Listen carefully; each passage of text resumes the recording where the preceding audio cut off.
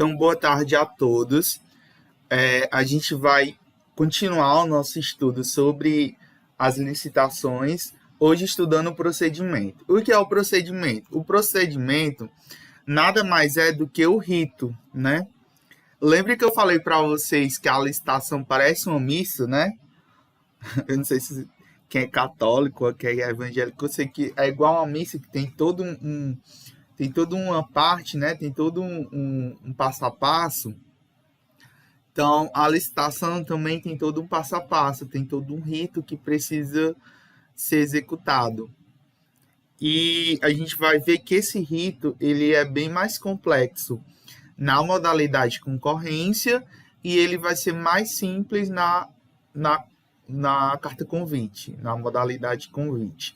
É a modalidade de licitação que tem o rito mais simplificado. Mas não é porque é simplificado que não tem burocracia, né? Todas as licitações são um processo bem burocrático que envolve uma série de procedimentos que necessitam ser feitos, né? Então, quando a gente fala em licitação, a gente estuda a questão do direito administrativo, né? Então, o texto diz assim: fala-se em procedimento no direito administrativo para designar uma série de atos preparatórios, ao final objetivando pela administração. A licitação é um procedimento que exige uma sucessão de atos e fatos da administração e atos e fatos do licitante. Então, assim, a licitação, ela é um procedimento, né? Ela é um instrumento utilizado para aquisição, né? A gente já viu que a licitação é um procedimento que visa adquirir algo, seja produtos, seja serviços, equipamentos, enfim. E a gente vai ver que a licitação ela é feita por atos e fatos da administração pública. Então, vai ter documentos e fases que quem vai fazer vai ser a administração pública e documentos que quem vai ter que trazer vai ser os licitantes. Quem são os licitantes? São aquelas empresas que participam da licitação. O procedimento analisado nesse item, ele é previsto na lei, né, de licitações, a lei 8.066/93. No entanto, existem algumas diferenças quanto ao procedimento. Em leis específicas sobre contratos de concessão e permissão de serviços públicos, parcerias públicas e privadas, regime diferenciado de contratação, tratados nos itens pertinentes a esses temas. Além disso, o procedimento de licitação das empresas estatais é definido no respectivo estatuto jurídico. Então, existem licitações em que os procedimentos são diferentes daqueles preconizados na lei. Que licitações são essas? Né? A apostila já vai dizendo, né? Licitações que vão para questão de concessão ou permissão de serviços públicos. Então, por exemplo, vamos dizer que a prefeitura de Có queira fazer uma concessão da rodoviária daqui para uma empresa privada gerir a rodoviária. Eu não sei se vocês sabem, mas, por exemplo, as rodoviárias de Iguatu, cidade próxima daqui, Fortaleza também, são rodoviárias que são geridas por empresas privadas, né? É o que a gente chama de contrato de concessão. A administração pública, no caso a administração pública municipal, concede o direito de uso para uma empresa privada. E aquela empresa privada que vai administrar, no caso, aquele serviço público, que no caso é a rodoviária.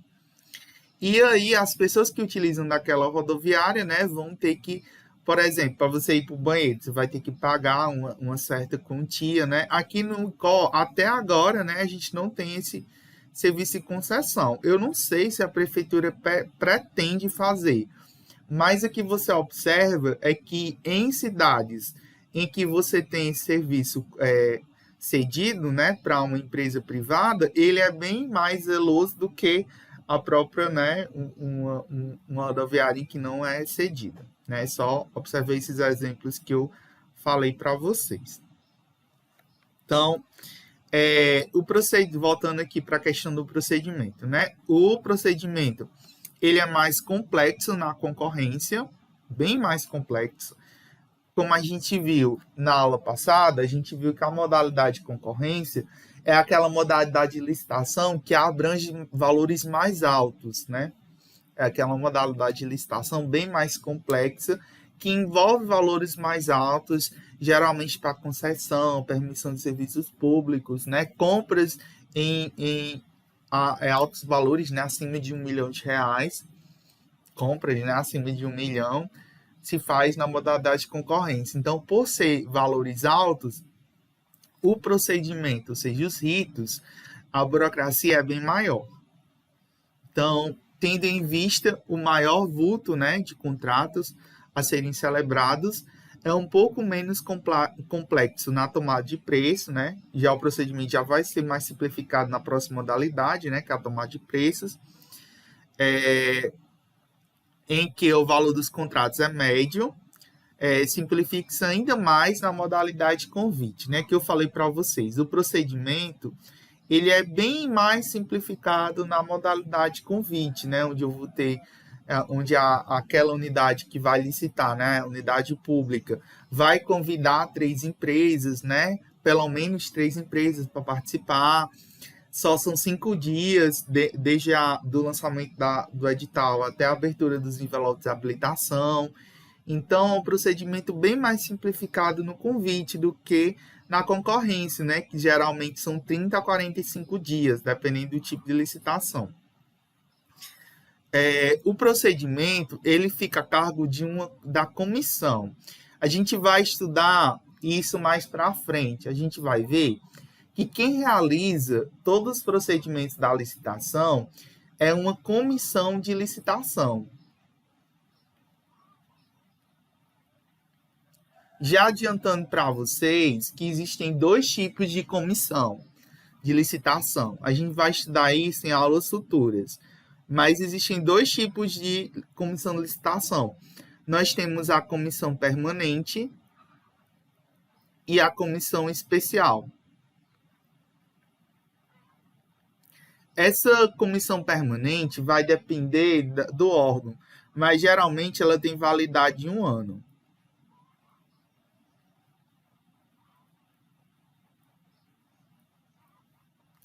E a especial, ela vai ser, uma comissão que ela é formada para uma licitação específica.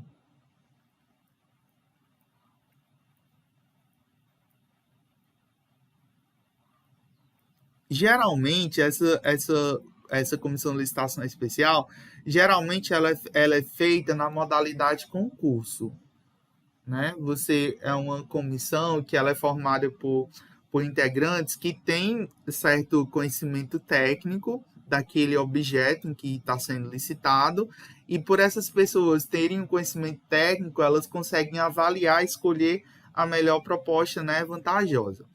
A comissão permanente, ela é formada por pelo menos 2 servidores, né? Pelo menos 3, né? Pelo menos são 3 membros dessa comissão permanente, deve ter pelo menos 3 membros. E desses 3 membros, 2 tem que ser do quadro efetivo. Pelo menos 2 deve ser do quadro efetivo da administração pública.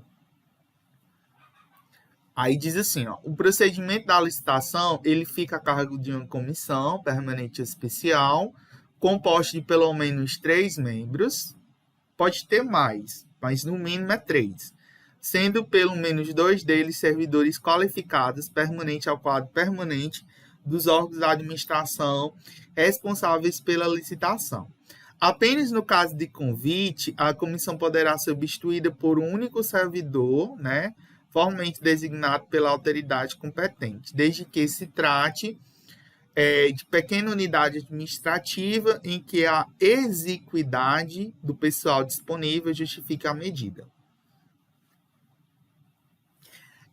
Eu não sei se eu já disse para vocês, mas eu era, né, no ano passado. Esse ano não me designaram ainda para a comissão de licitação da escola, até porque eu acredito que eu devo sair, né, do quadro de professores da instituição, mas eu quando eu saí do financeiro, em 2018, eu passei a participar da comissão de licitação da escola.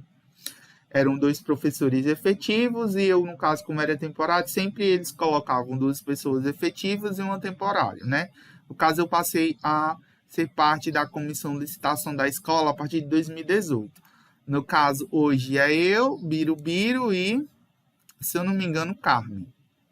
Somos nós 3, né, professores e membros da comissão de licitação. Então, essa comissão de licitação, ela é responsável por fazer todos os atos, né, das licitações que vão ser realizadas, né, naquele órgão. Desde a elaboração do edital até a celebração do contrato, né? E essa comissão, ela é responsável também por assinar toda a documentação, né, pertinente a aquela licitação específica, né? Enfim, aí no caso de pregão, né, diz aqui, no caso do pregão, a comissão é formada pelo pregoeiro, né? No caso do pregão, a licitação é realizada pelo pregoeiro, que é um servidor do órgão promotor do procedimento, escolhido e designado pela autoridade competente, ficando a seu cargo a análise da aceitabilidade das propostas, os lances, a classificação, a habilitação e a adjudicação do objeto do certame do licitante vencedor. A gente vai ver daqui a pouco, que eu acho que eu já falei para vocês, que nós temos, quando se fala em licitação, nós temos 2 fases.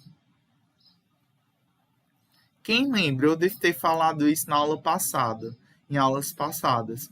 Quais são as 2 fases da licitação? Vocês lembram? Quais são as 2 fases do processo licitatório? Hein? Vê se vocês estavam prestando atenção mesmo. Oi, vocês estão aí? Estão me ouvindo? Terra para Marte, vocês estão aí? Estão me ouvindo? Oi? Vocês estão aí? Pessoal? Estão ouvindo?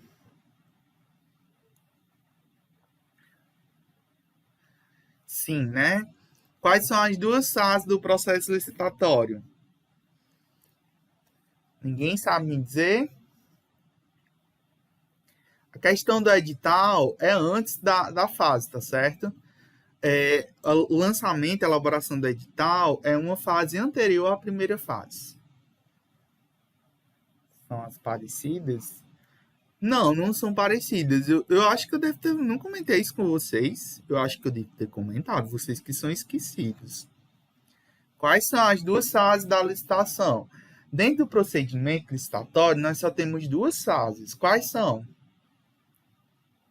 Perguntar isso na prova, vocês iam errar tudinho, hein? Ia botar um monte de coisa que não tinha nada a ver. Aí, Ana Laísa estava prestando atenção nas minhas aulas. Ana Laísa estava prestando atenção. A habilitação, a primeira fase. Habilitação. E abertura, né, das propostas. Anotem isso, pelo amor de Deus, para você não esquecer. Abertura das propostas. Bote fases do processo licitatório. Para vocês não esquecer, eu vou perguntar outra vez, vocês saberem. Primeira fase, habilitação. Segunda fase, acolhimento das propostas. Acolhimento das propostas, abertura das propostas, julgamento das propostas. Vai depender do autor, né? Tem autor que diz que é abertura das propostas. Tem autor que vai dizer que é julgamento das propostas. Tem autores que vai dizer acolhimento das propostas. Enfim, tudo é a segunda fase.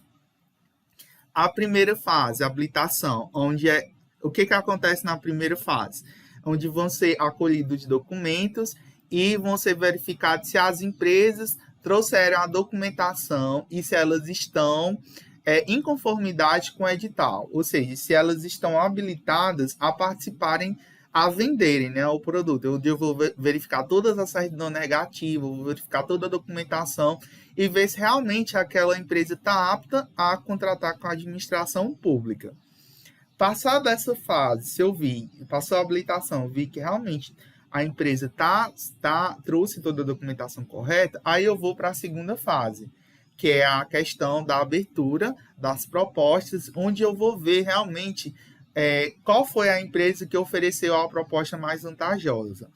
Qual vai ser a proposta mais vantajosa? Aquela que estiver de acordo com o tipo da licitação. Se aquela licitação for de menor preço, a proposta melhor, mais vantajosa, vai ser aquela que ofereceu o menor preço. Então, é na segunda fase em que eu vou ver realmente os ganhadores. Na primeira fase, eu verifico quem tem condição, né, de participar daquele certame. Se eu, por exemplo, vamos dizer que eu fiz uma licitação para material de expediente na escola. Vieram 3 empresas. Aí aconteceu a fase de habilitação. Naquela fase de habilitação, vamos dizer que das 3 empresas, apenas 2 empresas trouxeram a documentação ok, estava tudo ok, pertinente, e apenas essas 2 empresas ficaram habilitadas e a terceira, porque estava faltando a documentação, ficou inabilitada. Nesse caso, essa licitação, ela não ocorreu porque ela ficou ok. É um termo que a gente dá, quando a licitação ela não vigora na primeira fase de habilitação. Que termo é esse? É o que a gente chama de licitação o quê? Quando só tem 2 empresas habilitadas, né? Não tem 3. Fracassada, né?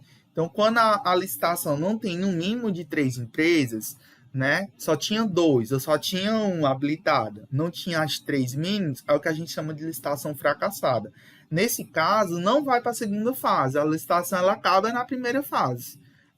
Ela não passou da fase de habilitação. Então, ela geralmente, a licitação ela pode fracassar tanto na primeira fase como na segunda fase.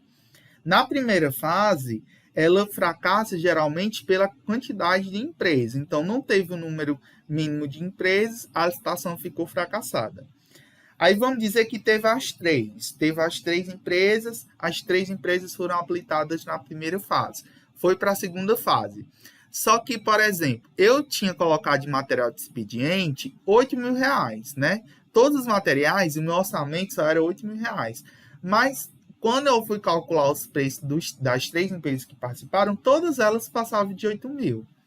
Então, nesse caso, eu não tinha dinheiro para contratar com essas empresas, porque todas elas ofereceram valores acima dos valores que eu tinha estimado para aquela licitação.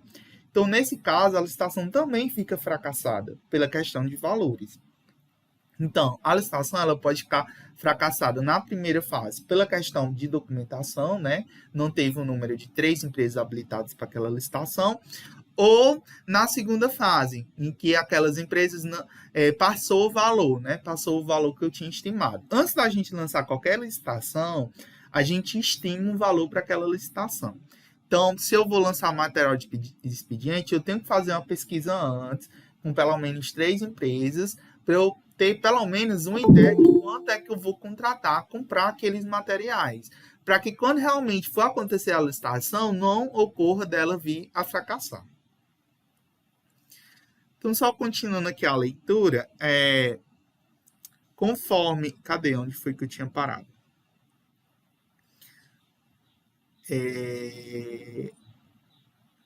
Pronto. No caso do pregão, né, o pregoeiro, ele é a única pessoa que vai formar a comissão de licitação do pregão, né?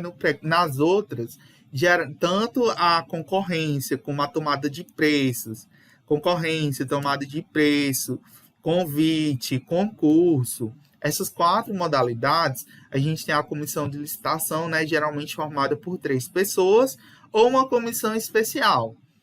No caso do pregão e do leilão é diferente. Do pregão, a gente tem um pregoeiro, que é a única pessoa que ela que vai fazer todo o procedimento licitatório, desde o lançamento da edital, acolhimento das propostas, enfim, ele vai fazer tudo.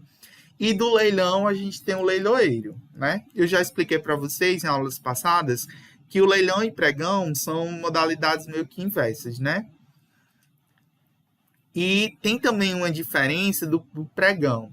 Nas licitações, né, em todas as licitações, nós temos que a primeira fase é a habilitação e a segunda fase é as propostas, né? Assim, no pregão é o contrário. A gente vai já ver. No pregão é o contrário.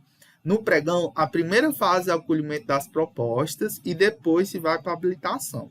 É a única licitação que acontece isso. Primeiro, né, o pregão. É a única licitação em que você tem esse contrário. Primeira fase é a abertura das propostas e depois é a habilitação. Mas a gente vai ver isso daqui a pouco.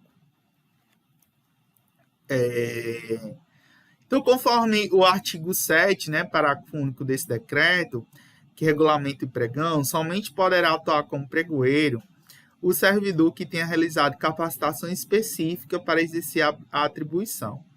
No caso do pregão eletrônico, as designações do pregoeiro e da equipe de apoio devem recair nos servidores do órgão ou entidade promotora da licitação ou do órgão ou de órgão ou entidade integrante, né, do sistema de serviços gerais. Aí, como eu falei para vocês, né, o mandato da comissão é de 1 ano, vedada a recondução da totalidade de seus membros para a mesma comissão no período subsequente. Então, assim, a comissão de licitação, ela geralmente é 1 ano. E aí, a cada ano, você tem que trocar pelo menos uma pessoa daquele quadro, né? Então, a cada ano, você tem que trocar justamente para não ter, né, uma comissão de licitação para o resto da vida, né? Então, você tem que trocar. Justamente para não ter aquelas... E justamente para manter o processo mais isonômico possível. Tá certo? Então, geralmente, vai trocando os membros, né? De acordo também com o conhecimento, né, desses membros, porque esses membros têm que conhecer sobre o processo licitatório, né? Justamente para poder... para que nada ocorra de errado, né? O legislador quer evitar que a manutenção da mesma comissão por período subsequente acabe facilitando ou perpetuando as fraudes comuns nesse tipo de procedimento administrativo. O ideal é que se mude sempre parcialmente a comissão, né? Geralmente se muda uma pessoa, né? Vai mudando uma pessoa a cada, porque o procedimento ele é complexo e ele exige certo preparo por parte dos seus membros. Então, imagine aí, se você troca todo ano a comissão completa, né? Não é legal, porque aí geralmente é interessante que as pessoas conheçam do procedimento. Então, se você troca todas as pessoas todo ano, essas pessoas meio que vão fazer alguma coisa errada, né, nesse procedimento. Aí tem aqui algo muito importante. A Lei 8.066 veio inovar ao estabelecer responsabilidade solidária dos membros da comissão por todos os atos por ela praticados, salvo se por posição individual divergente estiver devidamente fundamentada e registrada em ata lavrada na reunião que tivesse tomado a decisão. O dispositivo insere-se nos objetivos do legislador de controlar com maior rigor a licitude e a probidade do procedimento da licitação. O que é isso? Todos os membros da comissão de licitação, eles são responsáveis por todos os atos que eles praticam, desde o julgamento das propostas, né, na fase de habilitação. Então, tudo o que eles fazem naquele procedimento, os membros daquela comissão, eles são responsáveis e podem sofrer penalmente por aqueles atos praticados. Então, por isso que deve ter perícia, né? Perícia e conhecimento da lei, justamente para que esses membros não venham a ser penalizados depois, né, por alguma irregularidade naquele procedimento licitatório.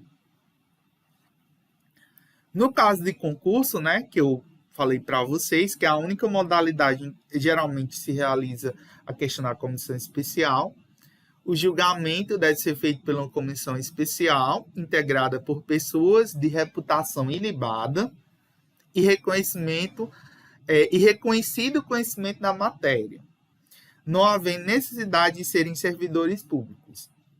Justifica-se a exigência pelo fato de o concurso ser a modalidade de licitação cabível para a contratação de serviços técnicos, artísticos ou científicos, que exigem conhecimento especializado por parte da comissão.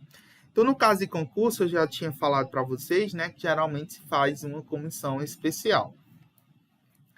Atente-se ainda para o fato de que a comissão de licitação também tem competência para proceder à inscrição no registro cadastral, sua alteração ou cancelamento, exigindo-se profissionais legalmente habilitados quando se tratar de obras, serviços ou aquisição de equipamentos. Pelo artigo 38 da Lei 8.666, né, o procedimento da licitação será iniciado com a abertura do processo administrativo devidamente autuado, protocolado e numerado, contendo a autorização respectiva, a indicação sucinta do seu objeto e do recurso próprio para despesa, e ao qual serão juntados oportunamente todos os atos da administração e dos licitantes, como edital, propostas, atos, parecer, recurso, etc. O dispositivo repete a mesma impropriedade, né, que constava ao falar que o procedimento da licitação, quando pelos termos que está redigido, faz referência, na realidade, ao processo, né, considerando seu sentido material, ou seja, como conjunto de documentos autuados, né, protocolados, numerados, formando uma pasta no qual se arquiva tudo o que se referente ao procedimento. O que ele está dizendo aqui? A comissão, ela vai montar um processo. Eu não sei se vocês se lembram, né, não sei se vocês já foram alguma vez lá na escola, lá no financeiro, né, com o Murilo. Acho que alguém de vocês já deve ter visto ele com um monte de pasta, um monte de processo na mesa dele. Vocês já chegaram, alguém já chegou a ver ele com um monte de pasta, de tipo umas pastinhas, uns livrinhos na mesa dele?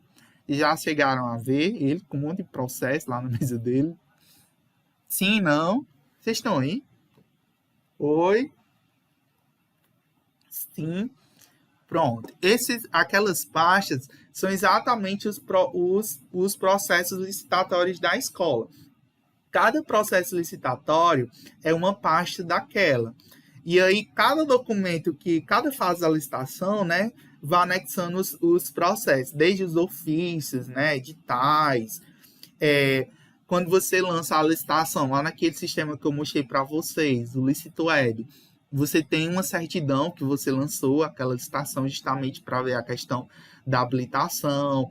Os protocolos, lembra para vocês que eu falei que na licitação convite, você tem que convidar 3 empresas, e as empresas que não foram convidadas, elas têm que mandar um protocolo para a escola dizendo que vai participar. Então, a gente anexa também aqueles protocolos, os documentos de habilitação, as propostas, os mapas comparativos de preço, as atas, o contrato, se tiver, notas fiscais, recibos, a questão dos extratos bancários, tudo a gente anexa nesse processo licitatório para depois prestar contas, né? A gente presta contas, no caso, a CRED, né? A escola presta contas para a CRED, que é o órgão superior, a CRED presta contas à SEDUC, e, por sua vez, a SEDUC presta contas ao Tribunal de Contas do Estado. Então, todos esses processos, eles são encaminhados, né, em última instância, para o Tribunal de Contas do Estado. Então, todos esses documentos, eles vão sendo numerados, né? Além disso, a autorização, a indicação do objeto e recursos próprios para despesas são atos prévios, internos, preparatórios do procedimento de licitação, que, tecnicamente falando, somente se inicia pela convocação dos interessados por meio do instrumento adequado. Aí vamos aqui, esse aqui ele falou do procedimento em si, né? Falando um pouco de todas as licitações. Aí a gente vai ver o procedimento da concorrência. O procedimento da concorrência, ele compreende a seguinte fase. Então, nós temos essas fases. A fase do edital, a habilitação, classificação, homologação e adjudicação. Essas fases, basicamente, do processo em si são as duas que eu falei para vocês, que é a habilitação, a primeira, e a 2, que é a classificação, que é a abertura das propostas. Essa fase aqui do edital é o que a gente chama pré-fase, né? E a fase de homologação e adjudicação é exatamente as fases finais, né? Que é exatamente a fase de adjudicação. É você dizer quem ganhou a licitação e a homologação é você dar o resultado final. Aí vamos para a fase do edital. O edital, ele é o ato, né? Pelo qual a administração divulga a abertura da concorrência. Gente, alguém quer ler aí essa parte do edital? Alguém quer ler? Por favor, para me ajudar aí.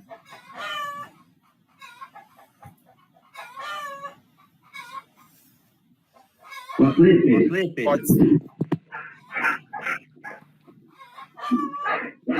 O edital e o autor pelo qual o administrador divulga a abertura da concorrência física, o requisito para participação define a observação, o objeto e as condições básicas no contrato e convidar todos interessados para que apresentem, não estou enxergando nada, Pedro, suas propostas existentes. O edital e o autor pela qual a administração faz uma oferta de contrato a todos e interessados que atendam às exigências desse estabelecimento. Vindo. Oi. Sim, né? Pronto. Deixa eu ler aqui, viu? O edital, ele é o ato pelo qual a administração divulga a abertura da concorrência, fixa os requisitos para a participação, define o objeto e as condições básicas do contrato e convida a todos os interessados para que apresentem suas propostas. Em síntese, o edital é o ato pelo qual a administração faz a oferta de contrato a todos os interessados que atendam às exigências nele estabelecidas. Então, o edital, ele nada mais é do que o instrumento em que a administração pública torna público a todos os interessados, né? É o instrumento em que se divulga a licitação e oferta, né, as condições daquele contrato. É importante anotar isso aqui, né? Costuma-se dizer que o edital é a lei da licitação, né?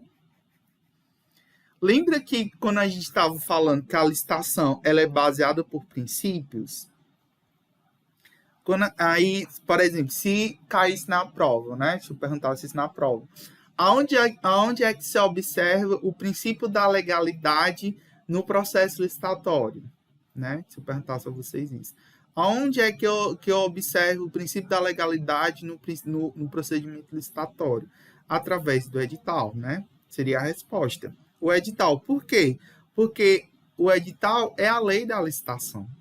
É lá onde eu vou estar, onde se vai dizer todas as cláusulas, né? Todas as condições para que para que aquela licitação aconteça, né? Então, é preferível dizer que é a lei da licitação e do contrato também. Pois o que tiver nele, se contiver, deve ser rigorosamente cumprido, sob pena de nulidade. Trata-se de aplicação do princípio da vinculação ao instrumento convocatório, previsto no artigo 3º da Lei, né, de Licitações. Essa questão aí, a gente vê que a questão do edital, nós temos aí dois princípios. Nós temos o princípio da questão da legalidade em si, e o segundo princípio, que é a vinculação do instrumento vinculatório, né, convocatório, que diz o seguinte, que tudo que estiver naquele edital tem que ser à risca cumprido. Você não pode, eu já falei nisso, né, antes, eu não posso, por exemplo, colocar na licitação um detergente 500 ml e lá no dia, né, de entregar o material, o licitante me entregar um detergente com 1 litro. Porque se estava licitado 500 ml, como é que ele vai entregar de 1 litro? Então, tudo tem que ser seguido à risca. Se lá na licitação tinha que a empresa tinha que entregar uma certidão negativa tal, então ela tem que entregar aquela certidão negativa, não tem escolha. Então, tudo tem que ser seguido à risca, tá certo? O artigo 40 estabelece os requisitos que deve observar o edital, alguns deles concernindo ao próprio procedimento da licitação, objeto, condições para participação, formas de apresentação das propostas, critérios para julgamento e outros referentes ao contrato, questão de prazo, condições para assinatura do contrato, para execução e para entrega do objeto da licitação, condições de pagamento e, quando for o caso, né, de reajuste de preços, condições de recebimento do objeto da licitação. Na redação do termo do contrato ou instrumento equivalente, nada pode ser inserido em discordância do que determina o edital. Então, assim, quando a gente fala que o edital é a lei da licitação e do contrato, quer dizer o seguinte, que tanto a licitação deve ser feita de acordo com o que está previsto com o edital, como também o contrato. Tudo que vai celebrar-se o contrato após aquela licitação, tudo tem que estar de acordo com o edital. O edital já deve prever as cláusulas daquele contrato, né? Então, a gente vai ver, né, em aulas futuras a questão do contrato em si, né? O que é um contrato de uma licitação, né? Quais são as cláusulas. A gente vai ver os prazos de vigência, execução do contrato, quais são as principais cláusulas, né, desse contrato. A gente vai ver tudo isso direitinho em aulas futuras. Se Deus quiser, né? Vamos ver se vai dar tempo.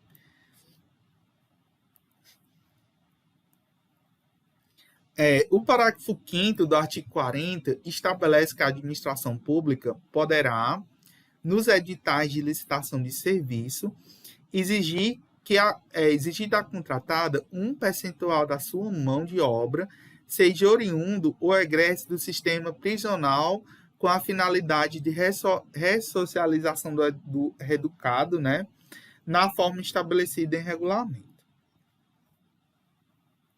Publicado o edital, com observância das normas de publicidade já referidas, o interessado que tenha alguma objeção deve arguí-la, né, até o momento da abertura dos envelopes de habilitação.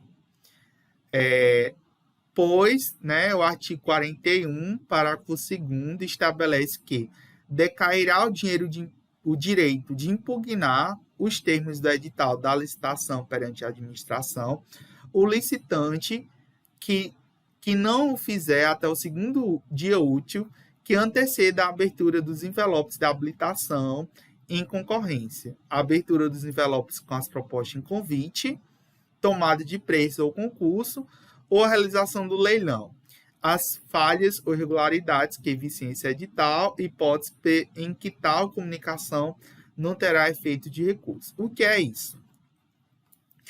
Eu não sei, mas eu acho que eu já tinha falado para vocês que, por exemplo, como a edital é a lei da licitação, vamos dizer que eu sou uma empresa que eu queira participar de uma licitação de uma prefeitura específica, ou uma licitação de uma escola.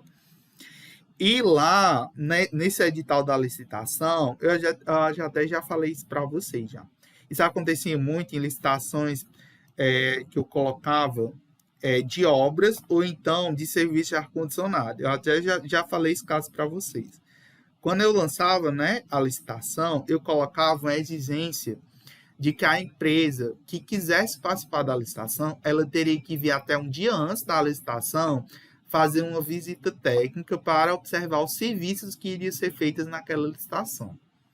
Então, as empresas que quisessem participar da licitação, elas tinham que vir na escola um dia antes da abertura, né, um dia antes da habilitação, para verificarem os serviços que iam ser feitos. Por que eu colocava isso? Né? Porque que muitas unidades, né, da administração pública colocam isso, justamente para evitar vir empresas lá de fora, né? Empresas, né, muito longe, e empresas que só querem vir para atrapalhar e tumultuar o processo licitatório. Então, teve uma vez que uma empresa, eu acho que era lá de Nova Holanda, uma empresa lá dos Cafundó do Judas, tá? Uma empresa bem longe, veio e quis derrubar, né, o edital da licitação, quis impugnar, né, a palavra é essa, impugnar, né, tá aqui, impugnar o edital da licitação, né, não concordou com essa cláusula e quis impugnar o edital da licitação. E aí colocou recurso, né, de impugnação à comissão de licitação e, por sua vez, também o órgão, né, superior, né, da escola, que no caso é a CRED, né, e aí, em ambas as instâncias a impugnação, né, não foi aceita, né, não foi deferida. Justamente porque a gente estava no direito, né, de solicitar tal documento. Então, assim, essa norma, essas impugnações, elas só podem ocorrer até 2 dias úteis, né, ou até até o segundo dia útil antes da habilitação. Então, por exemplo, no caso do convite, que é mais curto, você pode ser até o segundo dia, depois, né, até o dia útil, antes da abertura da questão dos envelopes da habilitação. Isso para caso de convite, né? Então, essa impugnação, ela serve justamente para atender aquele princípio da licitação, que é a questão da... Vamos ver quem lembra, né? Essa questão da impugnação tem um princípio, não sei se vocês lembram, mas é a questão da ampla defesa. Eu falei desse princípio para vocês, acho que eu falei, né? O princípio da ampla defesa. O que esse princípio da ampla defesa diz?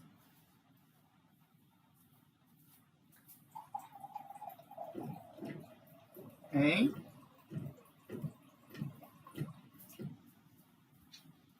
O que esse princípio da ampla defesa diz?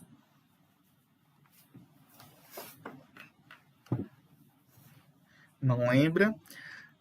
O princípio da ampla defesa vai dizer justamente que os licitantes, né, as empresas que participam na licitação, eles têm todo o direito de se defenderem sobre quaisquer fases da licitação, né, sobre qualquer atos que eles acharem que foram, né, que eles foram, de certa forma, prejudicados. Então, por exemplo, essa empresa, né, que se sentiu prejudicada por conta daquela cláusula, né, ela pode justamente, como a licitação ainda não tinha ocorrido, né, só tinha sido lançado o edital, então ela impugnou, né, lançou um recurso para impugnar, né, aquele edital daquela licitação. Se vamos dizer que já tivesse acontecido, vamos dizer que essa empresa tivesse vindo participar da licitação e aí a comissão julgasse algum documento que ela trouxe inexequível. Aquela empresa, ela poderia lançar outro recurso quanto aquela, né, aquela decisão da comissão de licitação de tornar aquele documento não estava em conformidade com a licitação, né? Que ele não estava, o termo é que a empresa não ficou inabilitada, né? Quanto àquela inabilitação daquele documento. Então, assim, as empresas licitantes, elas têm direito, né? Elas têm direito de ampla defesa, né? Elas podem lançar recursos sobre o que elas quiserem, né? Agora, uma coisa é justamente elas terem esse direito a recurso e outra coisa totalmente diferente é desses recursos serem acatados, né? Que é outra coisa totalmente diferente, né? Direito elas têm, né? De lançar recurso. Outra coisa totalmente diferente é desses recursos serem acatados, né? Porque, assim, como a licitação é um procedimento administrativo, a própria definição de licitação diz isso, né? Então, todos os atos vão ser julgados pela administração pública, né? A própria lei dá esse caráter de legalidade para o edital. Então, o edital é a lei da licitação. É lógico que aquele edital não pode ir contra os preceitos, o que está previsto na própria lei de licitação. Então, o edital, eles têm que estar de acordo com a lei de licitação. Então, se o edital está de acordo com a lei de licitações, tudo está sendo feito em conformidade com a legalidade, os licitantes eles não podem lançar recursos contra objetos, né, matérias que não estão, que estão lícitas, né, que estão na conformidade. Entendeu? E esses recursos, eles podem até serem julgados, né? É lógico que eles são julgados em primeira instância pela comissão de licitação e pelos órgãos administrativos, mas eles podem também serem dirimidos essas questões em âmbito da justiça, tá certo? Qual justiça? Aquela justiça de primeira instância, né? A qual aquele foro de justiça em que estiver, no caso, localizar aquele órgão administrativo. No caso, por exemplo, a escola profissional de Icó, que reside em Icó. Então, todas as questões dirimidas, questão de licitação, vão ser resolvidas no fórum, né, da comarca de Icó. Então, só continuando, né? A norma tem o evidente intuito de evitar que os licitantes deixem de transcorrer o procedimento da licitação sem levantar objeções ao edital, somente as arguindo posteriormente, quando as decisões da comissão lhes sejam desfavoráveis. Que é o que eu falei, né? De acordo com o parágrafo 3º do mesmo dispositivo, a impugnação feita tempestivamente pelo licitante não o impedirá de participar do processo licitatório até o trânsito em julgado da decisão a ela pertinente. Embora a lei fale em trânsito em julgado, parece, na realidade, referir-se à decisão final da própria administração e não do Poder Judiciário. A terminologia é evidentemente inadequada. Também ao cidadão é dado o direito de impugnar o edital de licitação por irregularidade na aplicação da lei, devendo protocolar o pedido até 5 dias úteis antes da data fixada para a abertura dos envelopes de habilitação, cabendo à administração julgar e responder à impugnação em até 3 dias úteis. Tanto o parágrafo 1º como o parágrafo 2º têm caráter ordinário, né, da própria atividade administrativa, mas como todo prazo estabelecido em benefício da administração e não do servidor ou do administrado, o previsto nos referidos parágrafos também pode e deve ser revelado quando as impugnações, mesmo sendo feitas fora de prazo, sejam procedentes, razões de economia processual, aconselho-se essa medida, pois evitará que a ilegalidade venha a ser apontada, né, depois pelos próprios órgãos administrativos de controle ou mesmo pelos órgãos de controle externo. Também a vinculação ao princípio da legalidade obriga a administração a recorrer seus próprios, né, atos quando irregularidades sejam descobertas por ela mesma, né, ou por terceiros. Acresce, né, que o cidadão, além de ter o direito de petição, já assegurado pelo artigo 5º, né, inciso 34 da Constituição Federal, ainda pode, sem prejuízo da impugnação referida no parágrafo 1º do artigo 41, representar o Tribunal de Contas ou órgãos integrantes, né, do sistema de controle interno contra irregularidades na aplicação da lei. E ainda pode provocar a iniciativa do Ministério Público para os fins previstos no artigo 101. Quando se tratar de concorrência não internacional, né, artigo 42, manda que o edital se ajuste às diretrizes da política monetária e do comércio exterior e atenta, né, às exigências dos órgãos competentes. Gente, aqui, o que isso aqui está falando?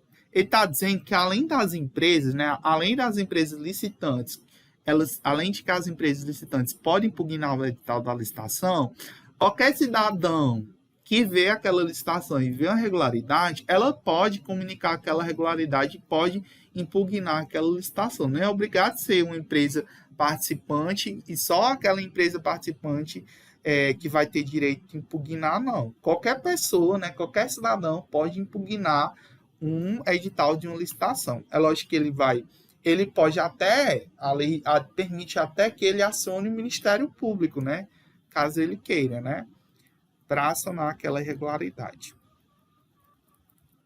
Habilitação, quem pode ler, né, a fase da habilitação.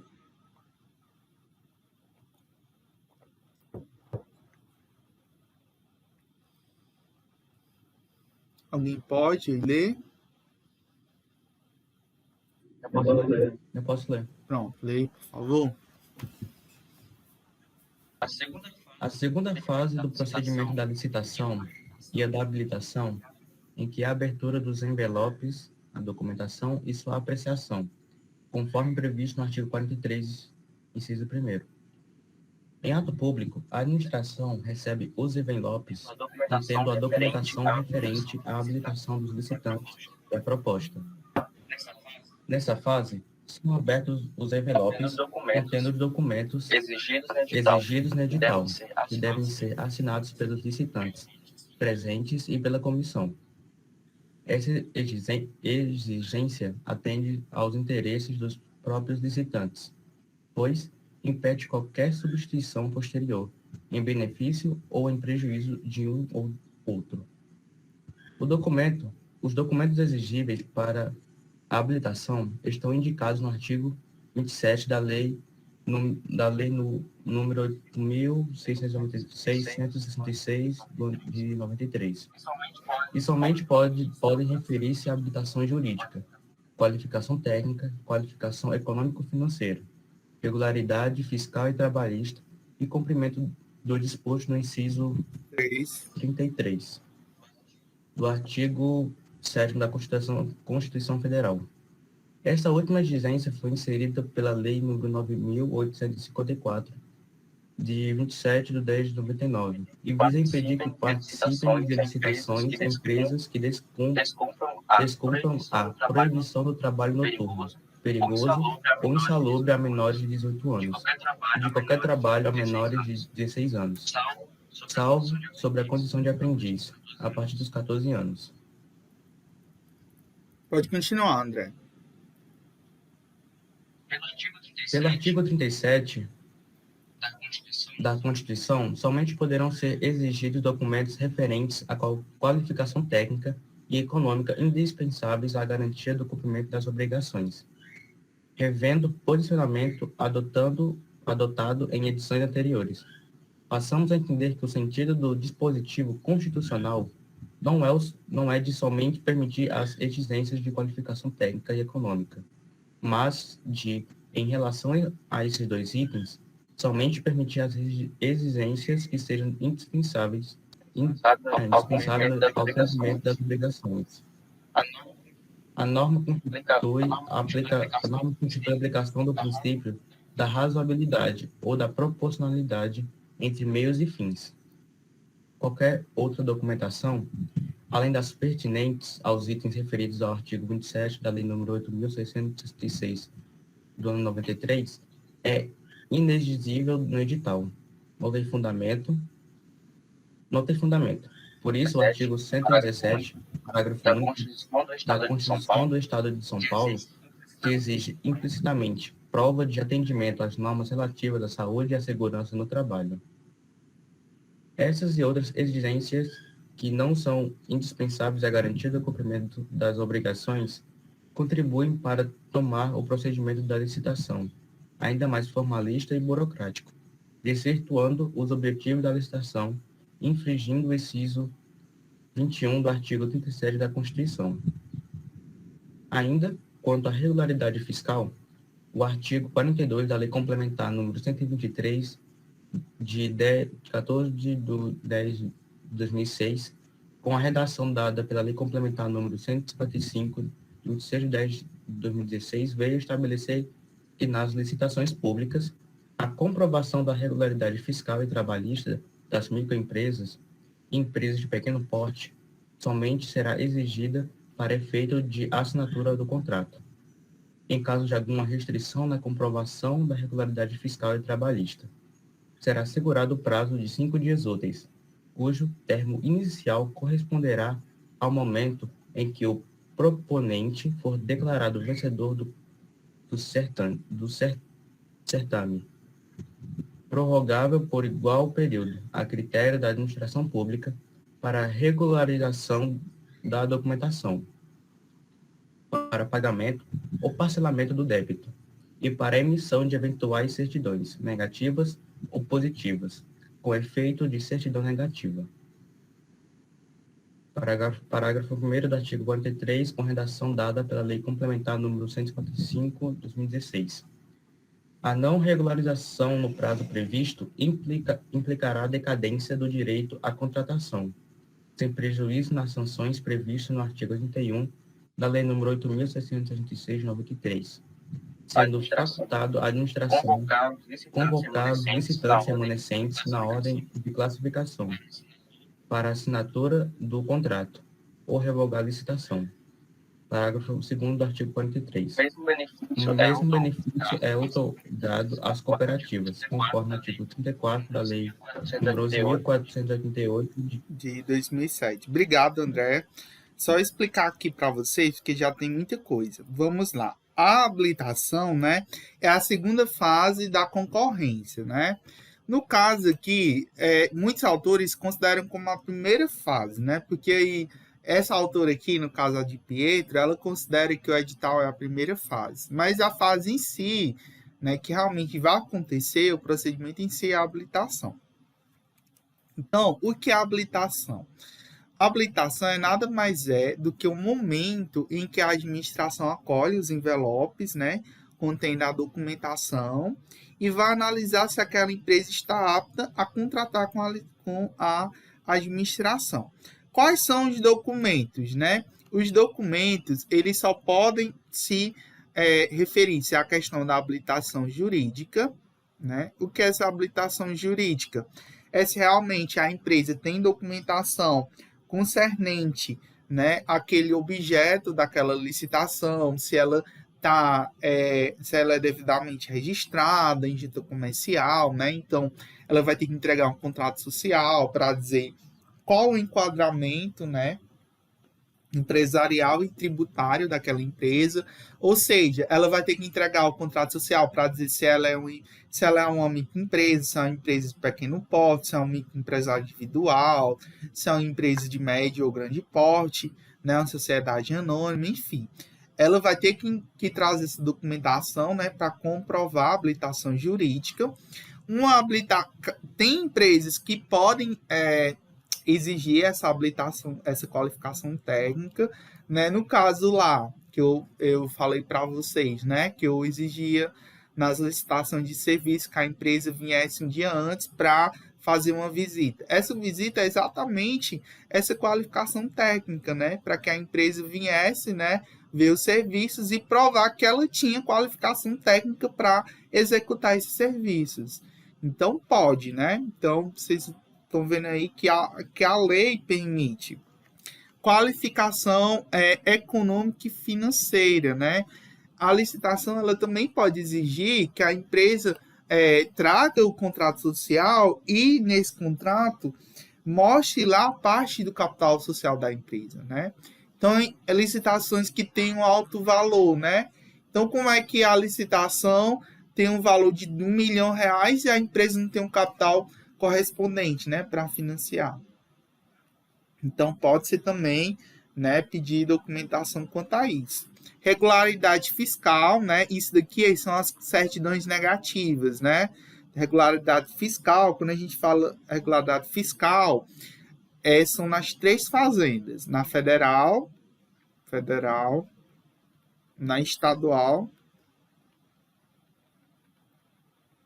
e na municipal.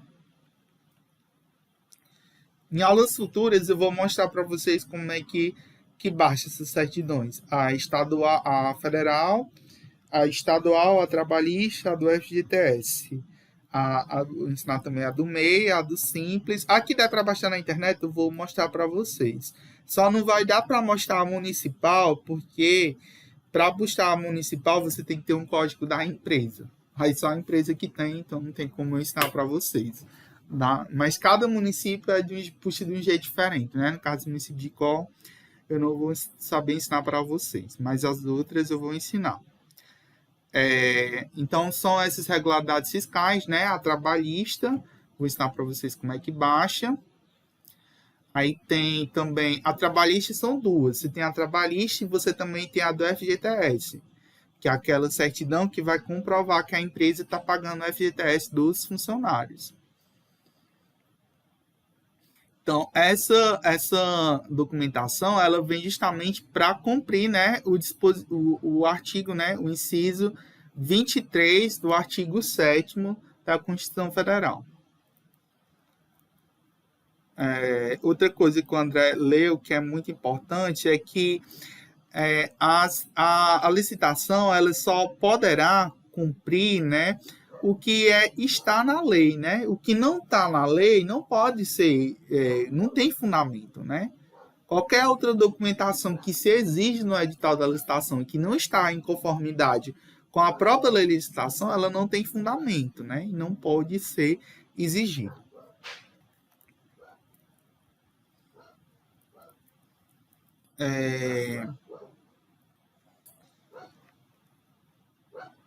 André, quer continuar a ler? Outra pessoa. André já está cansado. Outra pessoa para continuar aí a leitura.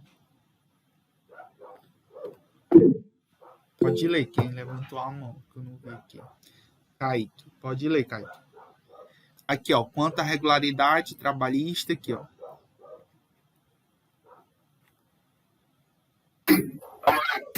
Calma aí. Aí, pronto, deve ter ficado melhor agora. Deixa eu destacar. Quanto à regularidade trabalhista, incluída no inciso 4 do artigo 27 da Lei número 8.666, de 93, pela Lei número... o inciso 5 do artigo 29 da Lei número 8.666 passa a exigir prova de inexistência de débitos inadimplidos perante a Justiça do Trabalho, mediante a apresentação de cartão certidão negativa, CNDT, nos termos do título 7A da Consolidação das Leis do Trabalho, conforme a alteração introduzida pela Lei número 12.440 de 1911, CLT. Os documentos podem ser apresentados em original por qualquer processo de cópia autenticada por cartório competente ou por servidor da administração, ou publicação em órgão de empresa oficial. Imprensa oficial, que é o diário oficial. Imprensa. Assim. Artigo 32. De acordo com o... Parágrafo 1º. De acordo com o parágrafo 1º do artigo 32, a documentação pode ser dispensada no todo ou em parte, nos casos de convite, concurso, fornecimento de bens para pronta entrega e leilão. Em qualquer modalidade de licitação, o certificado de registro cadastral, previsto no artigo 36, parágrafo 1º, substitui os documentos necessários à habilitação quanto às informações disponibilizadas em sistema informatizado de consulta direta indicado no edital, obrigando-se a parte a declarar, sob as penalidades legais, a supervisão de fato impeditivo da habilitação. Artigo 32, parágrafo 2º, com a redação da lei número 9.000 e... Essa parte final do dispositivo justifica-se tendo em vista que se a administração dispuser de informações necessárias à habilitação, poderá exigir a complementação. Eita, que rima boa. O parágrafo 3º do artigo 32 estabelece que a documentação referida neste artigo poderá ser substituída por registro cadastral emitido por órgão ou entidade pública, desde que previsto no edital e o registro tenha sido feito em obediência ao dispositivo nesta lei. Aparentemente, há sobreposição entre as normas do parágrafo Dos parágrafos. dos, dos parágrafos 2º e 3º, mas essa sobreposição e até mesmo contradição é apenas aparente. O parágrafo 2º diz as condições em que o certificado de registro cadastral substitui a documentação. E o parágrafo 3º permite que a comissão aceite certificados emitidos por outros órgãos ou entidades públicas, o que não dispensa o atendimento do 2º parágrafo, desde que essa possibilidade tenha sido prevista no edital e o certificado tenha obedecido às normas da Lei nº 8.666 de 93. As empresas estrangeiras que não funcionem no país atenderão nas licitações internacionais as exigências pertinentes aos documentos, devendo estes ser autenticados pelos respectivos consulados e traduzidos por tradutor juramentado.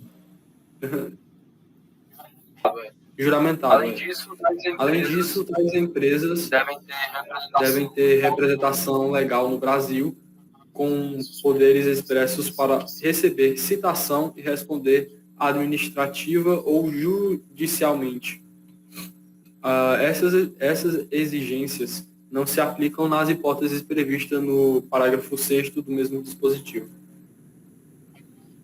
A Lei número 13.243, de 11/1 de 2016, que dispõe sobre estímulos ao desenvolvimento científico, à pesquisa, à capacitação científica e tecnologia e à inovação, introduziu um parágrafo 7º no artigo 32 da Lei número 8.666 de 93, para permitir que a documentação prevista nos artigos 28 a 31 seja dispensada, nos termos de regulamento, todo ou em parte, para a contratação de produto para pesquisa e desenvolvimento, desde que para pronta entregue ou até o valor previsto na alínea A do inciso 2º do artigo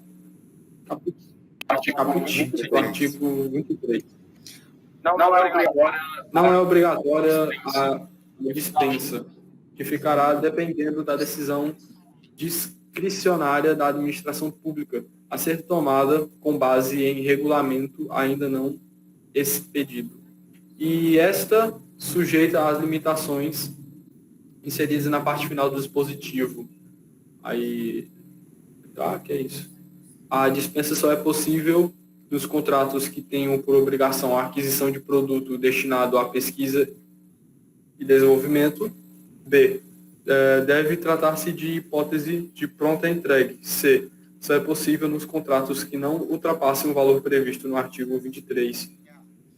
Então, obrigado, Kaique. Aqui só voltando um pouquinho para explicar essas questões, né? Primeiramente, a regularidade trabalhista, né? Ela é medida por uma certidão que é retirada lá do Ministério do Trabalho. Existem duas certidões, né? Regularidade de trabalho, nós temos a do FGTS, que é a do Fundo Garantia. Essa certidão ela é expedida pela Caixa Econômica e ela vai verificar se a empresa está devidamente depositando, né, os valores referentes à questão do FGTS dos funcionários. E a CNDT, que é a certidão, nós temos também a CNDT, que é a Certidão Nacional de Débitos Trabalhistas.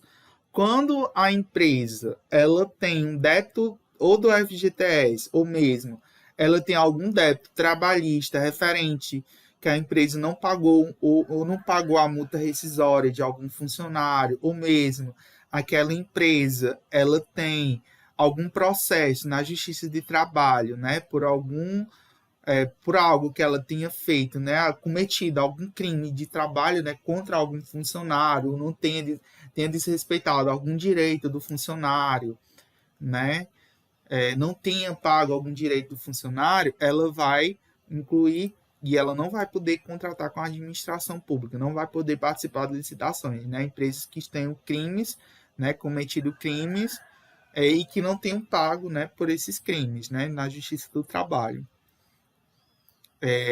Então, esses crimes eles são vistos, são feitos justamente vistos nessa certidão que é emitida pelo Ministério do Trabalho. Essa certidão ela está prevista, né, na lei trabalhista, que é a chamada CLT, né, a Consolidação das Leis Trabalhistas, CLT. É a lei, né, que vai justamente regulamentar, né, todas as pessoas que têm regime jurídico, né, com empresas privadas. Aí, na questão dos documentos da habilitação, essas certidões negativas, todos os documentos que são apresentados na licitação, eles podem ser apresentados tanto em forma original como em cópia. Só que se eles forem apresentados em cópia, e geralmente é isso que acontece, né? As empresas tiram fotocópia, né, desses documentos, então se eles forem apresentados em cópias, essas cópias elas têm que ser autenticadas em cartório competente ou por qualquer servidor daquele órgão administrativo, né? Geralmente o servidor, a própria comissão de licitação pode, né, reconhecer. A empresa leva os documentos originais e a cópia e a comissão de licitação pode fazer esse processo de autenticação, a própria comissão, sem que os licitantes, né, tenham que ter esse dispêndio, né, de gastos, né, com o cartório. Aí tem algo também muito importante, né, que eu não sei se eu acho que na aula passada eu mostrei para vocês o CRC, né? Eu acho que eu devo ter mostrado para vocês a questão do CRC. Vocês lembram que eu fui até no site, peguei um CNPJ da empresa. Não ficou isso gravado por conta que eu não posso gravar essas partes que tem documento de empresa, mas eu acho que vocês lembram.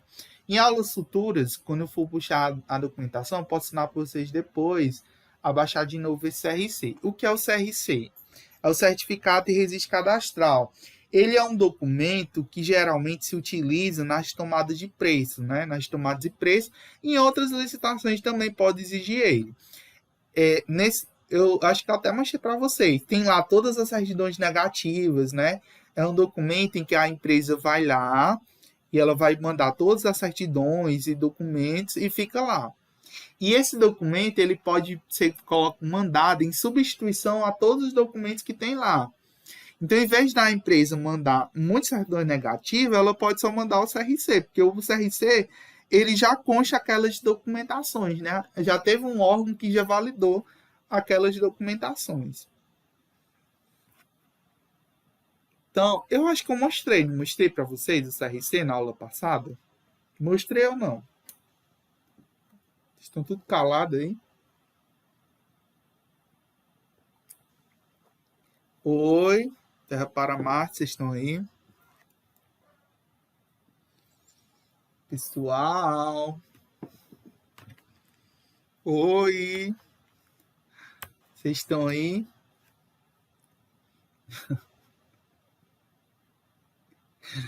Vocês lembram de eu ter explicado isso, mostrado? Acham que sim, né? Então, esse CRC, ele pode ser entregue, esse documento pode ser entregue em substituição àquelas outras certidões negativas que eu falei para vocês lá em cima. Certidão negativa federal, estadual, municipal, trabalhista, FGTS, enfim. Pode ser mandado só ele, só o CRC em substituição daquela outra documentação. Enfim, é só isso que aqui tem importante. Deixa eu ver aqui.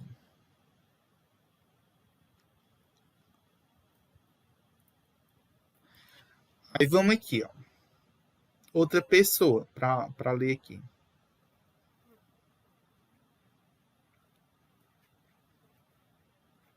Vamos lá. O Trauma Caridosa, que queira compartilhar aí, ajudar a aula.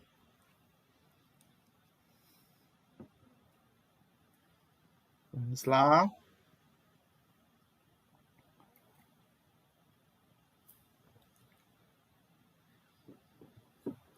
Gente, quem pode agora?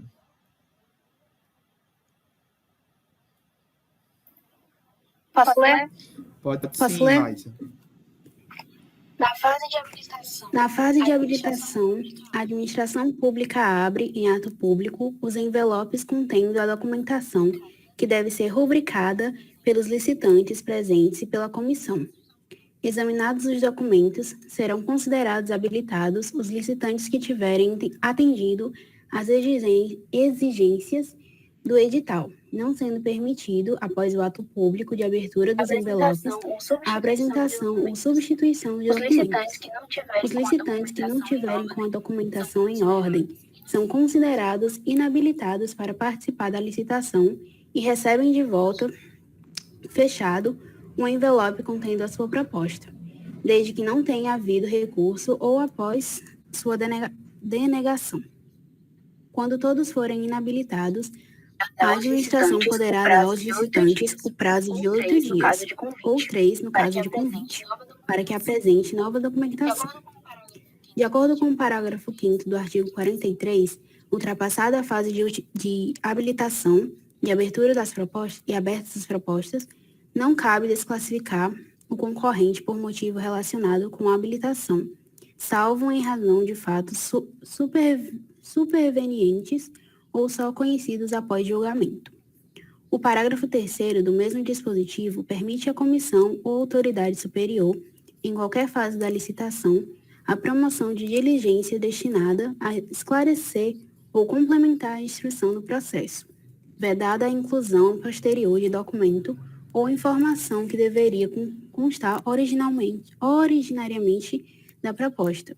O dispositivo deixa claro, o que não ocorria no artigo 35, parágrafo 3º, que as diligências referidas no dispositivo não podem ter por objetivo alterar ou completar a documentação apresentada.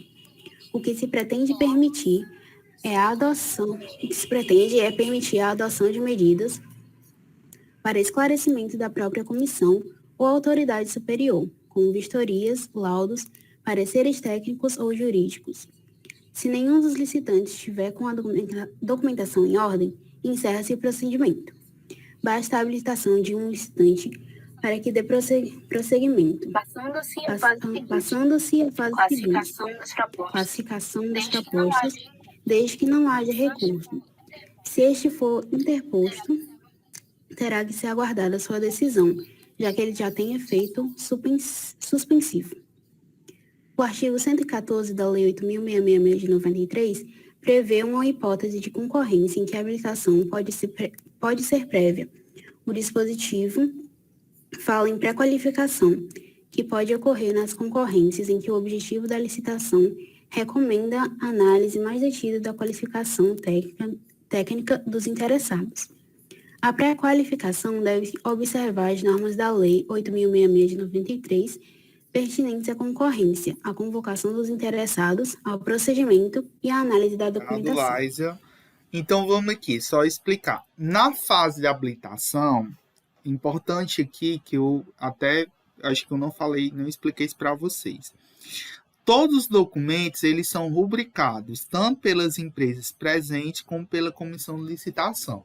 Então, toda a documentação que é apresentada pelas empresas, naquele momento da habilitação, ela é rubricada, né? Geralmente no rodapé daquela documentação é rubricada, tanto pelos membros dos donos, né? Os representantes pelas empresas que estavam presentes lá no momento da licitação, como também pela comissão de licitação. Pedro, para que serve essa rúbrica? Justamente para que não tenha alteração posterior daqueles documentos, né? Para que a empresa não venha querer substituir um documento, né? Como é que ela vai, né, substituir um documento, né? E nem mesmo a comissão venha a substituir um documento daquela empresa depois. Então, todos os documentos são rubricados, né? Justamente para que não venha ter inclusão ou substituição de documentos posteriormente, né? Os documentos que não estiverem com a documentação em ordem, né, são considerados inabilitados, né? E aí eles podem justamente lançar recurso contra essa inabilitação. No caso de licitação, na concorrência, esses recursos são até 5 dias e concurso até 3 dias, né? Aliás, 8 dias, né? Para as outras, e no caso do convite são 3 dias. E aí, no caso, a comissão pode, se nenhuma empresa for habilitada, no caso, era o que eu estava explicando, né? Se nenhuma empresa tiver, no caso, habilitada, trouxe, né? Vamos dizer que ninguém estava habilitado, ainda tem esse artigo, né? Que é o artigo 48, parágrafo 1º, ele pode, é uma lei posterior, né? É uma lei posterior à lei de licitações, né? É uma lei, veio justamente complementar a lei de licitações, uma alteração, dizendo que se nenhum é justamente para evitar aquele da licitação deserta, né? E evitar que aquela licitação fracasse, né? Dizer o seguinte, que se na licitação nenhuma empresa foi habilitada, em vez da administração pública lançar outro edital, a administração pode dar um prazo de até 8 dias, no caso de concorrência, tomada de preço, e no caso de convite, dá 3 dias, para que aquelas empresas possam apresentar nova documentação, evitando, assim, né, que se faça outro procedimento de licitação. Depois que acontecer a fase de habilitação, né, o que acontece? Não se pode mais... Cadê? Eu passei aqui.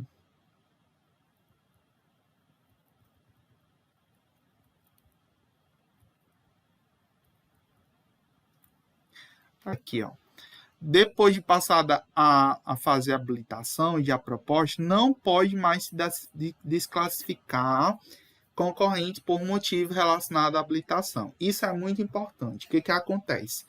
Naquele momento da habilitação, tudo tem que ser verificado, a comissão tem que tomar muito cuidado mesmo, na hora de estar verificando a questão da documentação das empresas. Porque qualquer irregularidade, por exemplo, a empresa apresentou uma certidão negativa com data vencida, né? Geralmente, o que acontece, né? As certidões negativas, todas as certidões negativas, elas têm um prazo. Por exemplo, a FGTS tem um prazo de 30 dias. Municipal, depende do município, mas geralmente são 90 dias. A federal são 6 meses. A trabalhista também 6 meses. A estadual do estado do Ceará são 2 meses, são 60 dias. Então, cada certidão tem um prazo. Então, vamos dizer que a empresa apresenta uma certidão negativa com data vencida. Então, por ela ter apresentado aquela certidão com data vencida, ela fica inabilitada por apresentar aquela certidão vencida, né? Então, essa irregularidade, no caso, a certidão negativa vencida, essa irregularidade ela tem que ser vista no momento da habilitação. Então, vamos dizer que a comissão deixa passar essa certidão com data vencida. Ela, depois de passar daquele momento, ela não pode mais cobrar a empresa pelo fato que estava lá naquele momento da habilitação. Então, tem que se tomar muito cuidado mesmo, para que toda fase seja feita com perícia, justamente para que a administração pública não venha, os membros daquela comissão de licitação, não venham serem prejudicados, penalizados, né, por atos que eles tenham feito, né, de imperícia, né. Aí a gente vai para citar, no caso, a fase de abertura de propostas, né, que aqui o livro está dizendo aqui como classificação, né, que seria exatamente a abertura das propostas.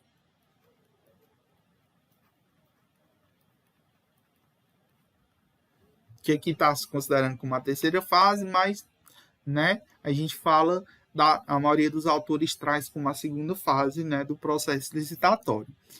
Quem pode ir ler essa parte aí, por favor? Outra alma caridosa. Quem pode ir me ajudar aí na leitura?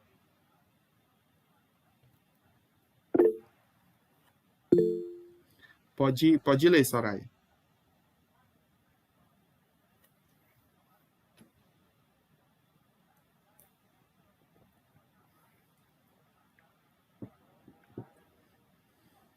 Essa pode começar daqui, ó.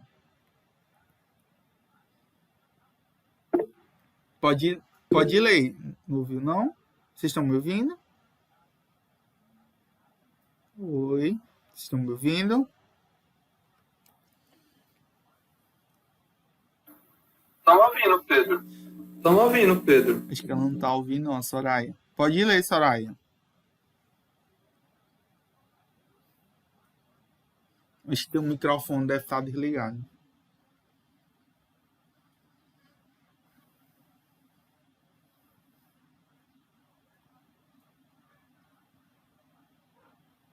Pronto. Se conseguir, pode começar a leitura. Certo.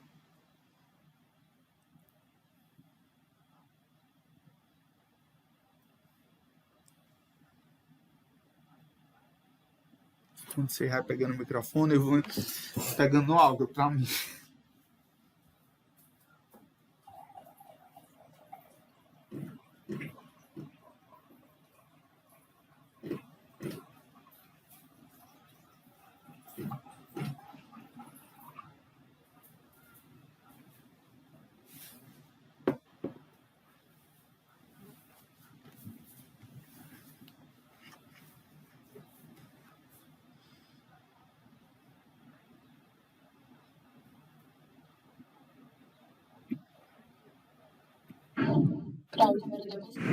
Pronto, agora dá para escutar, né? Classificação. Na terceira fase do procedimento, a administração faz o julgamento das propostas, classificando-as pela ordem de preferência, segundo critérios objetivos constantes do edital. Essa fase pode ser subdividida em duas. Na primeira, a abertura de envelopes proposta dos concorrentes habilitados, desde que transcorrido o prazo sem interposição de recurso ou tenha havido desistência expressa, ou após o julgamento dos recursos interpostos, os envelopes são abertos em ato público previamente designado, do qual deverá ser lavrada ata circunstanciada, assinada pelos licitantes presentes e pela comissão. Abertos os envelopes, todas as propostas serão rubricadas também pelos licitantes presentes e pela comissão. Na segunda, há julgamento das propostas, que deve ser objetivo e realizado de acordo com os tipos de licitação. Os critérios previamente estabelecidos no ato convocatório e de acordo com os fatores exclusivamente nele referidos. Os tipos de licitação para essa finalidade estão previstos no parágrafo 1º do artigo 5º e compreendem a 4 categorias. A de menor preço, quando o critério da seleção da proposta mais vantajosa para a administração determinar que será o vencedor o licitante que apresentar a proposta de acordo com as especificações do edital ou convite e ofertar o menor preço. 2, a melhor técnica. 3, a melhor técnica e preço. 4, a de maior lance ou oferta, nos casos de alienação de bens ou concessão de direito real de uso. Para esse fim, o edital mencionará qual tipo de licitação que será adotado para critério de julgamento. Além disso, o edital deverá mencionar os fatores que serão levados em consideração, de maneira a possibilitar sua aferição pelos licitantes e pelos órgãos de controle. Podem ser indicados critérios relativos a prazo, qualidade, rendimento, tipo de material e outros expressamente previstos. Vedados levar em consideração qualquer elemento, critério ou fator sigiloso, secreto, subjetivo ou reservado que possa, ainda que indiretamente, elidir o princípio da igualdade entre os licitantes. Também não poderá ser considerada qualquer oferta de vantagem não prevista no edital ou convite, inclusive financiamentos subsidiados ou a fundo perdido, nem preço ou vantagem baseada nas ofertas dos demais licitantes. A lei no 8.666 de 93 deu preferência à licitação de menor preço, que é a que permite escolha mais objetiva e dificulta a apreciação discricionária por parte da comissão. Ficou limitada a utilização da melhor técnica ou técnica e preço, a hipótese de contratos que tenham por objetivo serviços de natureza predominantemente intelectual, em especial na elaboração de projetos, cálculos, fiscalizações, supervisão e gerenciamento e de engenharia consultiva em geral e, em particular, para a elaboração de estudos técnicos preliminares e projetos básicos e executivos. Excepcionalmente, essa modalidade pode ser utilizada também por autorização expressa e mediante justificativa circunstanciada da maior autoridade da administração promotora constante do ato convocatório para fornecimento de bens e execução de obras ou prestação de serviços de grande vulto, majoritariamente dependente de tecnologia nitidamente sofisticada e de domínio restrito, atestado por autoridades técnicas de reconhecida qualificação, nos casos em que o objeto pretendido admitir soluções alternativas e variação de execução, com repercussões significativas sobre sua qualidade, produtividade, rendimento e durabilidade concretamente mensuráveis. E estas podem ser adotadas à livre escolha dos licitantes na conformidade dos critérios objetivamente fixados no ato convocatório. Pronto. Obrigado, Soraya. Deixa eu só explicar aqui, né? Aí a gente continua. Então, a segunda fase, né, seria a terceira no caso da concorrência, é a abertura das propostas, e essa fase ela pode ser subdividida em duas. Na primeira fase é quando eu vou pegar os envelopes, né, as empresas licitantes, né, os licitantes, eles vão entregar envelopes. Geralmente, quando iniciar a licitação, a empresa já entrega os dois envelopes. O envelope A, que contém os documentos de habilitação, e o envelope B, contendo as propostas, né? Na fase de habilitação, se abre aqueles envelopes, né, de habilitação. Os envelopes da proposta ficam guardados, né, de posse da comissão. E aí, no momento, se passa a habilitação, né, verificar toda a documentação. Geralmente, o que acontece? Se alguma empresa não estiver presente, ou mesmo as empresas, se tiver algum problema na habilitação, aquelas empresas podem lançar recurso. Então, por exemplo, vamos dizer que alguma empresa seja inabilitada. Aí aquela empresa se achou no direito de abrir um recurso. Então, a empresa vai dizer, não concordei com a inabilitação e eu vou lançar um recurso. Então, naquele momento, não se continua. Para a habilitação naquele momento, a empresa vai ter até 2 dias úteis para lançar o recurso, a comissão lançar, e depois que é julgado aquele recurso, é que realmente se passa para a fase da abertura das propostas, né? Que pode ser dada pode ocorrer essa fase até depois de 5 dias úteis da primeira fase. Então, nesse primeiro momento, né, que se vai abrir os envelopes, vão se ver as propostas, se estão de acordo com o edital, e toda a comissão de licitação e as empresas, né, participantes, elas vão rubricar, né? Vão rubricar aquelas propostas justamente para que não haja substituição posteriormente no processo, né? E no segundo momento, a comissão vai julgar aquelas propostas. Como é que vai julgar? Geralmente, a comissão ela faz um mapa comparativo de preço. Então, já tem um modelo, né? Um mapa comparativo de preço, e eu vou pegar, por exemplo, se vamos dizer que seja do tipo menor preço por item. Aí eu vou olhar, por exemplo, Desinfetante, empresa A ofereceu R$ 3,50, empresa B ofereceu R$ 4,00, empresa C ofereceu R$ 3,00, empresa D ofereceu R$ 2,00. Então, a empresa que ganhou nesse caso foi a D, né, que deu R$ 2,00. Então, eu vou verificar a cada item, eu vou verificar qual foi a empresa que ganhou. Pode ser que nessa licitação, no caso, que é menor preço por item, pode ser que várias empresas ganhem, né? Então, uma empresa ganhou o item 1, o item 2, outra empresa ganhou o item 3, o item 5, entendeu? Quando são menor preço por item, você pode ter várias empresas ganhadoras da mesma licitação. Agora, quando tem a menor preço, ela pode ser classificada em duas categorias, tá certo? Você pode ter o menor preço por item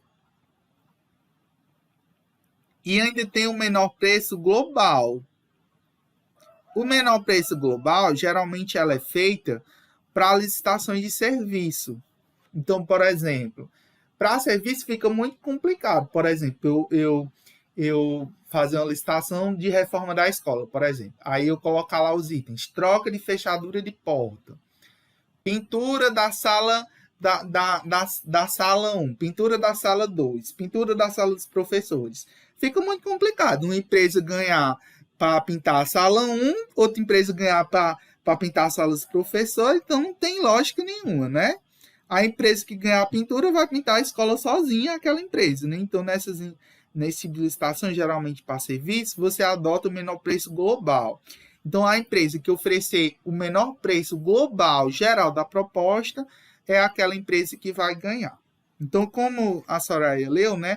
A lei de licitação, ela dá preferência para o tipo de licitação menor preço. Ficando melhor técnica e técnico preço, geralmente para licitações que são de concurso, né? A licitação concurso. Modalidade de concurso, onde você realmente vai comprar, né? A administração, ela vai contratar serviços artísticos, científicos, né, técnicos, e que realmente vai ter um critério. Mau lance e oferta vai ser exatamente no caso de leilão, né? Aqui só é usado no caso de leilão. Então é isso, esses são os 4 tipos de licitações, né? Menor preço, melhor técnica, técnica e preço e mau lance.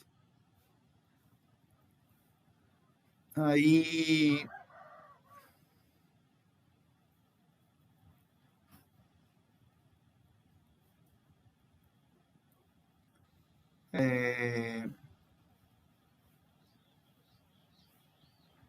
acho que é isso, né? Diz assim, o legislador está admitindo, né, que a melhor técnica seja desprezada em benefício do menor preço.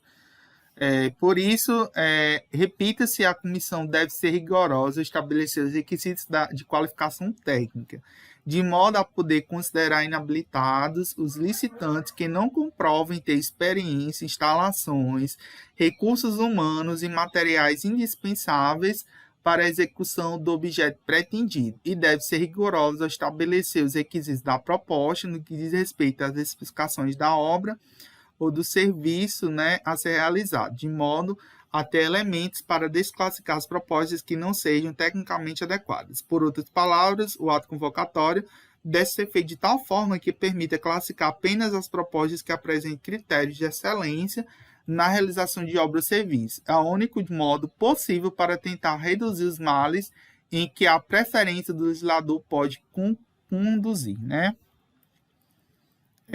Na licitação técnica e preço, observação para classificação das propostas técnicas, os mesmos critérios estabelecidos na licitação melhor técnica, ou seja, serão classificadas as propostas técnicas de acordo com os critérios estabelecidos no ato convocatório.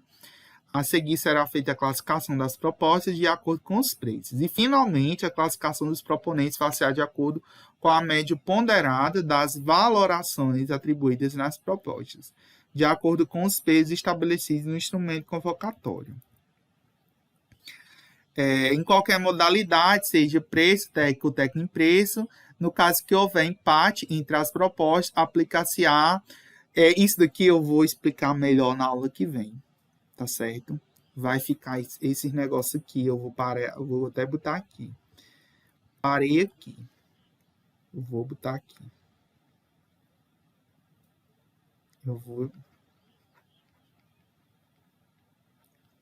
Vou continuar isso daqui na próxima aula, que já acabou o tempo da nossa aula, já estou passando 7 minutos, e aí